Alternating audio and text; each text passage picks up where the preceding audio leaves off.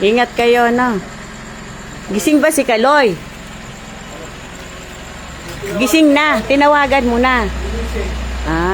Kukuha po sila ng 2 cart dito po sa kay Kaloy. Ayan. Si Kaloy po tagagawa ng cart namin. Time check, 1:30 ng madaling araw.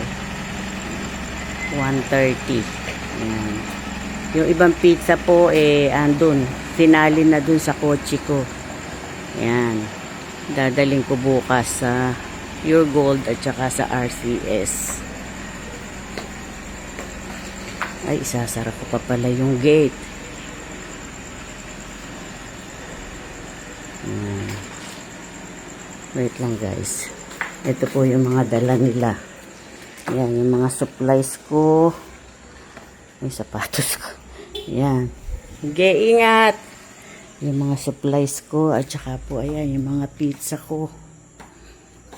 Na aayusin ko pa ngayong gabi. Ko, nung oras na naman ako matatapos. Ayan po. Kalikabok sa amin. Ayan, ere pa pala yung mga supplies ko. Ayan po. Ilalagay ko dyan sa freezer. Ayan, kabubukas ko lang.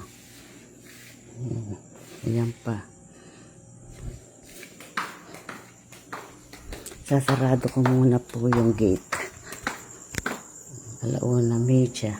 Matatapos ako siguro mga 3:00. Ay nako. Bye guys. Sara ko muna yung gate.